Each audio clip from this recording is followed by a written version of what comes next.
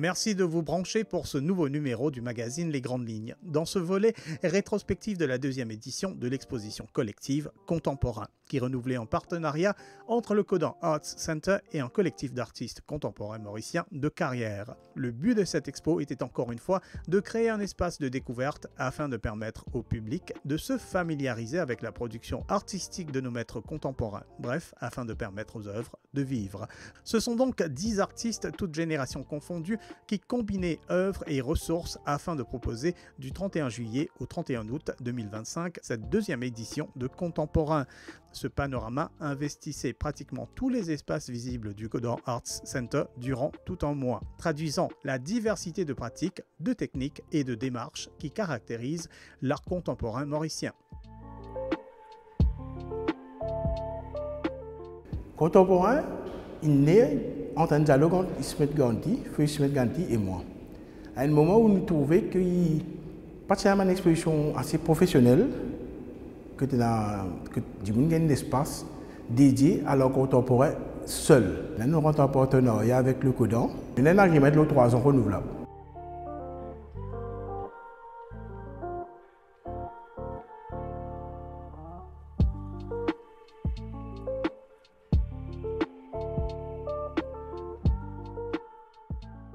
Qui va nous retomber, qui va nous feedback qui ont gagné de première édition là et comment justement une build l'OSA pour faire la deuxième?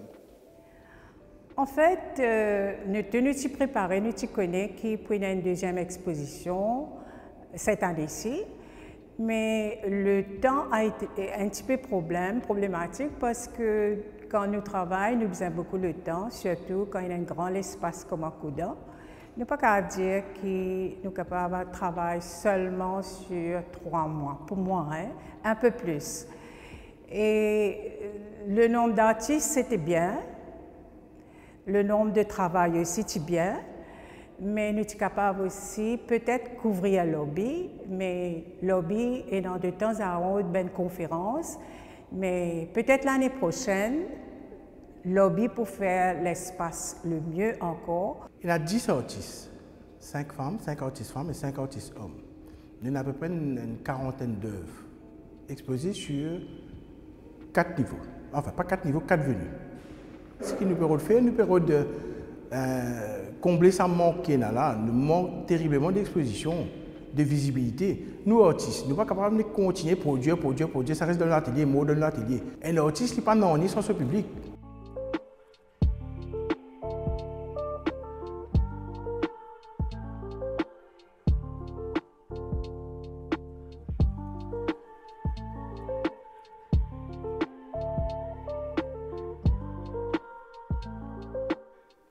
Alors, ce qui est intéressant, c'est que il y a eu une édition l'année dernière. Quelles ont été les retombées? Voilà, comment le public y réagir Mais le public il réagit bien parce que c'était une nouvelle manière, une autre manière de penser, une autre manière de voir les choses. Que comment dire, nous sortis de sa format classique que peinture. Nous venons avec une installation, il y a une installation participative, il y a une photographie, il y a une peinture, différentes techniques de peinture, pas seulement avec la peinture comme elle était elle-même. Chaque artiste, c'est ce qu'il est capable de sur la peinture, il amène un bout de l'idée, une partie de l'idée de ce travail.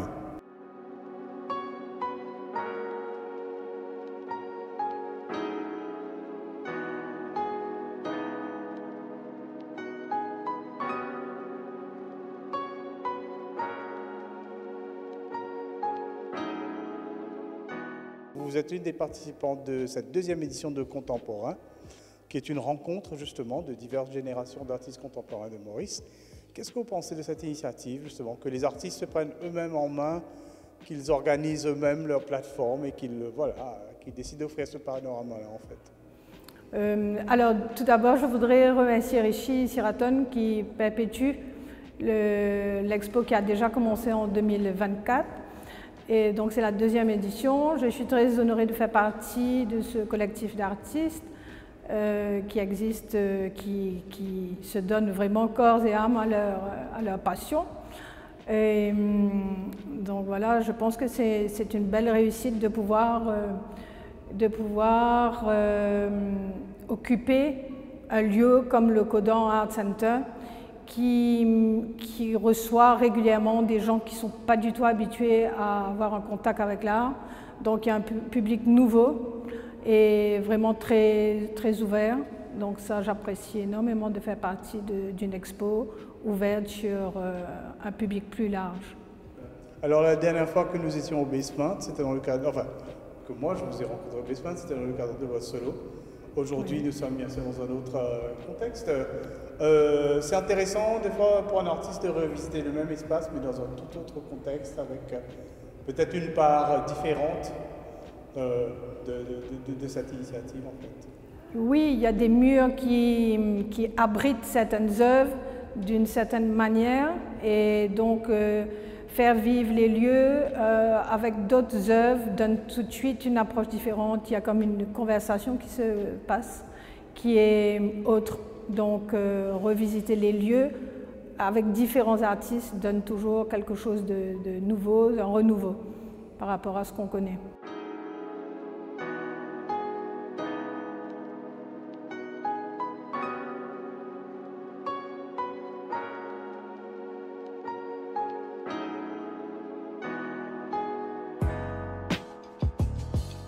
Définitivement, c'est très important.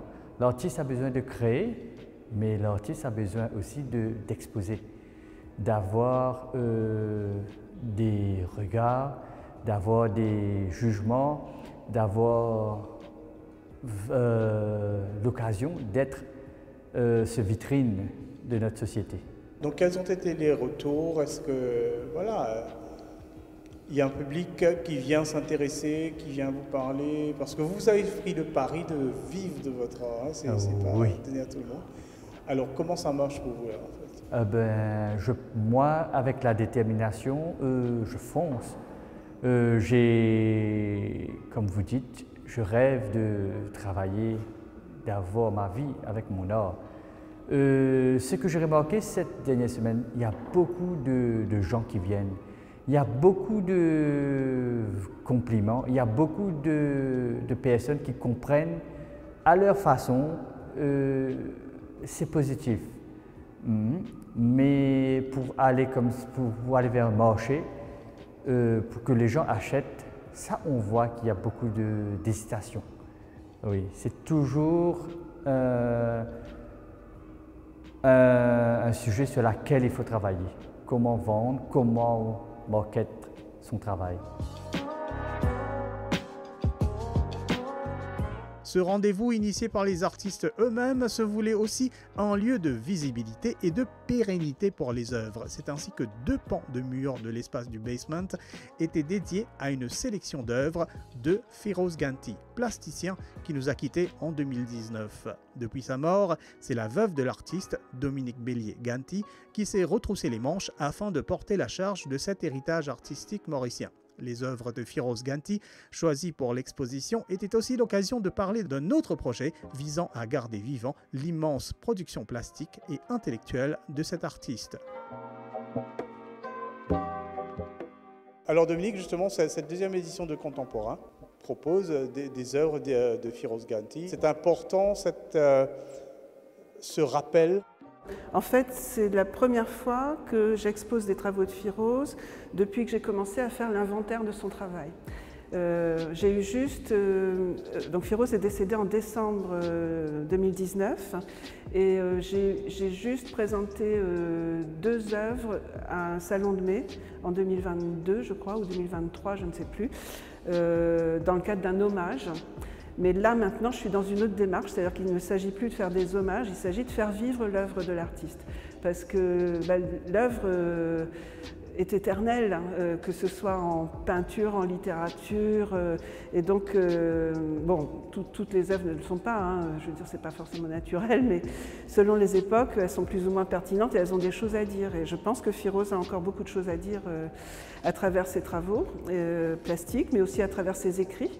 Il était très lu parce qu'il publiait régulièrement dans le Mauricien des analyses politiques, des analyses aussi sur la culture. Avec son frère, ils avaient publié aussi un peu un livre blanc du secteur culturel. Bon. Donc cette pensée-là, tout ça n'a pas été complètement compris et digéré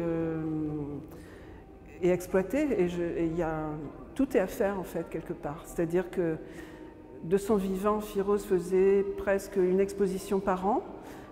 Pas toujours dans des endroits officiels. Hein. Très souvent, il a fait ses expositions dans leur maison de famille ou dans des lieux commerciaux réhabilités. Et donc ça, c'était dans le feu de l'action en quelque sorte. Mais on n'a pas pris le temps de revoir ce travail-là, de l'analyser, de comprendre ce qu'il dit. Et même, je pense que souvent, en fait, les gens interprètent à leur façon, mais bon, c'est pas forcément... on a besoin de regarder, de s'imprégner, de digérer. Le temps d'une exposition ne suffit pas. Le pire dans le domaine, c'est les vernissages où il y a plein de monde et où on ne communique pas vraiment avec l'œuvre, quoi. Bon, mais c'est un autre sujet. Donc voilà. Donc pour moi, cette exposition, symboliquement, c'est un peu comme un coup d'essai parce que c'est la première fois que je montre des travaux de Firoz et ça annonce d'autres choses qui vont avoir lieu à l'avenir. En décembre, ça fera 6 ans que Firoz est mort. Donc on pourrait me dire, mais pourquoi tu n'as pas fait ça avant, quoi? Et en fait, je ne l'ai pas fait avant parce que pour faire un inventaire, par exemple, de toute une œuvre, de l'œuvre de toute une vie, il faut faire des photos en haute définition, il faut faire un répertoire et un descriptif complet de chaque pièce. Et ça, c'est un travail de fourmi qui prend des heures et des heures. Donc j'avais besoin d'aide, j'avais besoin de payer un photographe, j'avais besoin de payer des aides. Et comme on va mettre ça en ligne, j'avais besoin de payer un développeur web et un maquettiste qui va concevoir le design du site. Et donc j'ai déposé une candidature à la COI l'année dernière pour avoir un soutien aux œuvres numériques. Et c'est une subvention spéciale pour laquelle ils ont lancé un appel d'offres. Et j'ai su à la fin de l'année que j'avais obtenu la subvention. Et j'ai pu commencer le travail au mois de janvier.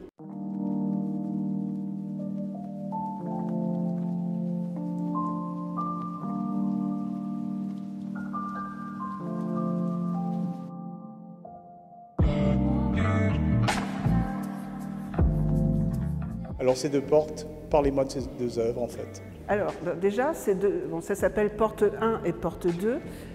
Il a fabriqué lui-même, hein, il n'a pas acheté des portes toutes faites, mais ça reprend le design des portes coulissantes japonaises. Je ne sais pas si vous voyez, donc avec des petits rectangles, et souvent c'est du papier en fait, c'est des portes qui peuvent séparer 2 pièces par exemple. Et donc déjà c'est la structure. Bon, Firoz a fait une résidence de 3 mois au Japon à une période. Il avait eu avec son frère et André Béton de La Réunion un mécène japonais qui s'appelait Yuji Inuyama, enfin qui s'appelle certainement toujours comme ça d'ailleurs. Et Yuji donc leur a permis de... Enfin, il a d'abord acheté une exposition complète qu'ils avaient faite à Maurice. Et puis ensuite, il leur a fait faire une exposition au Japon et Firoz a eu la chance de séjourner là-bas 3 mois. Mais avant cette rencontre complètement inattendue, Firoz déjà s'intéressait beaucoup au symbolisme et à l'esthétique japonaise. Donc ça, c'est la structure, c'est le châssis en quelque sorte. Et par rapport à une toile classique, il a peint à l'intérieur du châssis, de l'autre côté. Et c'est très spécial ces portes parce qu'il y a une partie qui est faite sur papier et l'autre partie qui est faite sur toile. Donc la partie supérieure c'est sur papier, donc il y a toutes ces petites cases. Et en fait pour Firoz, ces 2 portes visaient à symboliser, disons, le langage graphique qu'il a développé pendant toutes ces années, où il s'est intéressé à toutes sortes de signes, archétypes et symboles de la société et enfin, dans tous les domaines, tout ce qui était signe et symbole l'intéressait.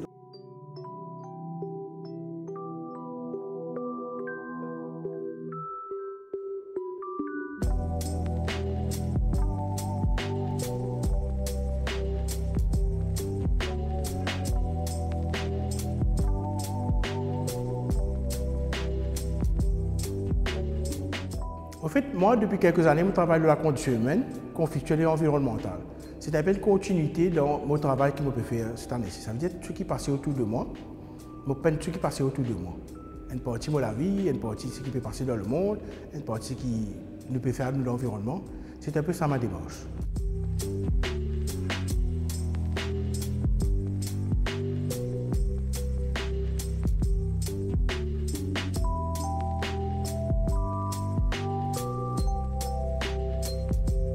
cause-moi un peu de l'œuvre que vous réalisez, en fait, c'était quoi? Voilà. Est-ce que c'était justement par rapport à l'espace ou bien c'était par rapport au thème qui fit dans l'espace, en fait? Peut-être les deux. Je peux dire que je travaille sur deux thèmes comme Covid, social distancing, et l'autre, pas tous nos pensions. Donc, Covid, parce que moi-même, attrape Covid au mois de mars. Mais évidemment, les parties ça Covid mortel là. Et c'est very mild, mais je vis avec ça et partout où je aller, je vais mettre mon masque pour faire social distancing. Donc, il y a un thème ancré dans mon mémoire que je dis laisse-moi faire une composition qui est allée peut-être sur la foule, parce que la foule, ce message veut dire passe ce message-là avec la population, qui veut dire ça ennemi invisible là, nous pas capables de combattre, il quelque part encore exister là, mais nous devons prendre nos précautions.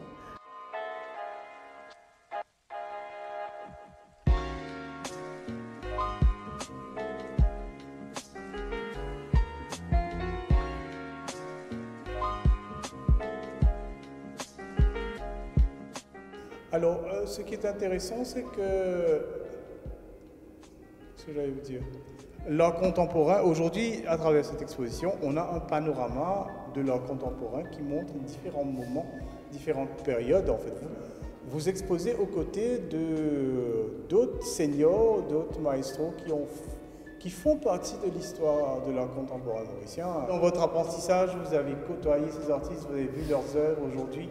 Est-ce que vous sentez que voilà, il y a une sorte un fil qui vous relie en fait, voilà, une passation, je ne sais pas?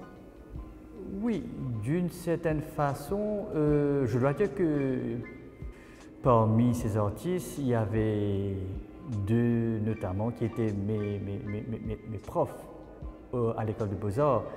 D'une certaine façon, je vois qu'il y a un fil conducteur qui nous lie, qui lie notre travail, surtout notre héritage familial, notre héritage de nos ancêtres. C'est quelque chose que je pense qui reste ancré dans n'importe quelle période qu'on vit. Et d'ailleurs, c'est une de mes sources d'inspiration pour mes travaux.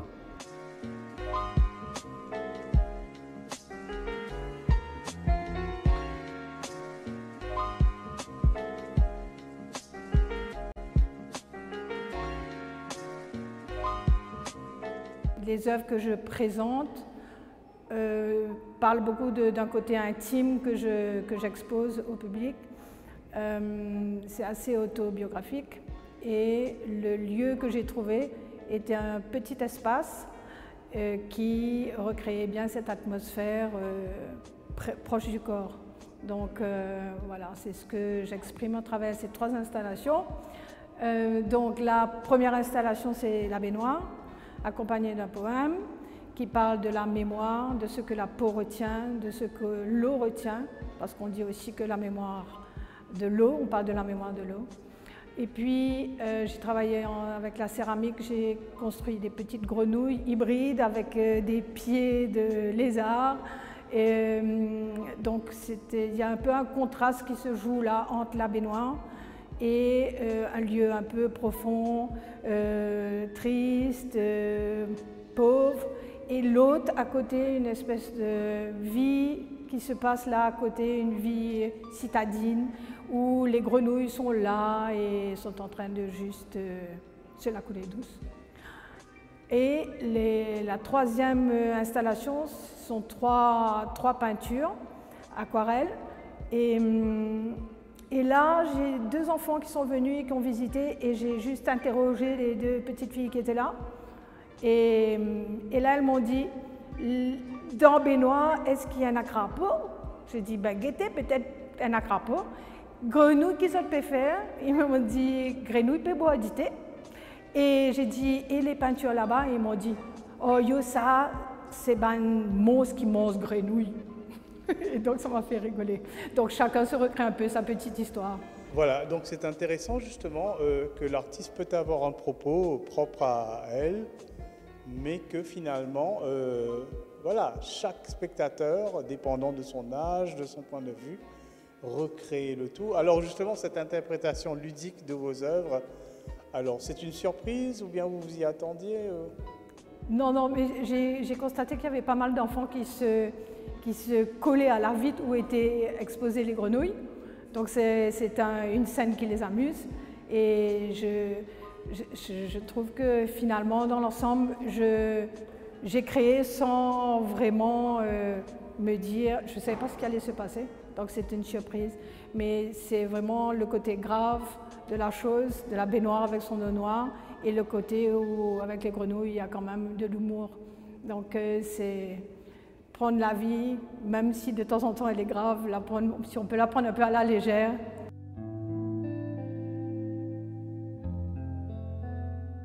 Cette deuxième exposition de contemporain prenait fin, nous le rappelons, le 31 août 2025. Elle aura proposé au public une vision d'ensemble sur 10 approches très personnelles à l'art par nos plasticiens. Si chaque exposition constitue une page d'histoire, ce collectif entend bien prendre le taureau par les cornes, quitte à écrire eux-mêmes leurs chapitres respectifs. Point final à cette édition, on se retrouve bientôt, restez en ligne.